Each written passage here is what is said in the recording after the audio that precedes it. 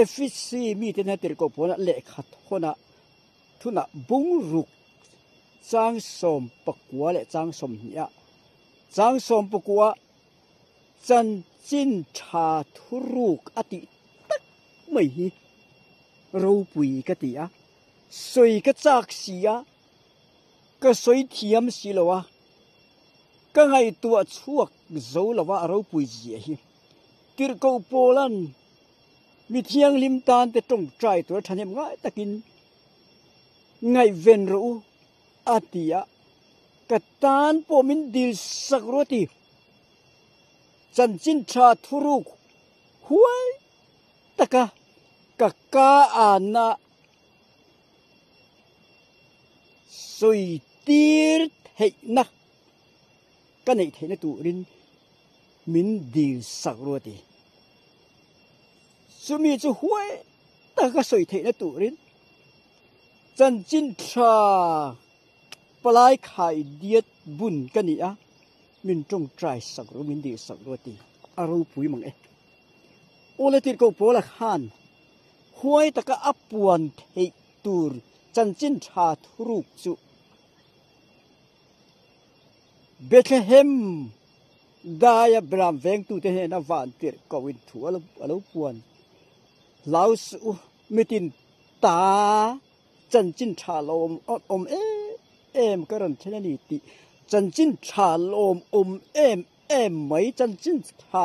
thuruk cross ane na aran chan dona mi hringa aran chana Bethlehem aran pian dona apuan van tir ko na puan suwa chan chin tha mitin ta kan ta theu tura lom om em kha thuruk vana thuruk om Calvary crosser highland sannam na ruam banna pale fa pale tharau thiang lim in pum khat na ama nge ara in pek ma fa pa khongai tulal pa Isua Krista ron pek na chan chin tha thuruk efisi mi te ne na tir ko pol huai taka apuan tum chu zentel te juda te pum khat Isua Krista pum khat an ni na pale fa pale tharau thiang lim pathiana mi pat hum pum khat an ni na in zom ve a ke ni ring tu te zong sung adu apiang te tana pum khat mi lo sui kho ma hi kha thuruk ril em mai hi tir ko polan huai taka chan chin tha palai khai diet abun chung hian puang huai taka puang thei turin puan thei na nei thei turin simi soi thei tura soi pui tu soi chuak thei tu pathian thil ti theina tharau thiang lim thil ti theina chu dil turin ange da ni chu tak mai chu chan chin tha thuruk hi Calvary cross ta Isua Krista ne na tarlan walau takaran tarlan ani to e thuruk chatuan thang khok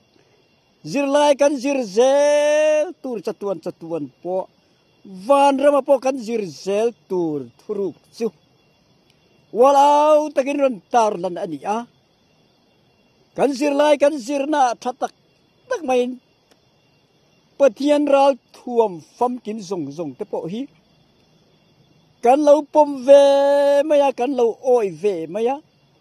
tum tladane na kan lo be ve mai hian thil pek khongai na thil pek fakani ti hria in chumi thuruk chu puang thei turin tir ko polan adil na hi kathin lung chunga huai taka puan thei na tura adil ne kathin lung chunga lang lian em maya pathian khongai na thil thon pek hi tukin zinga hian thiam lo takin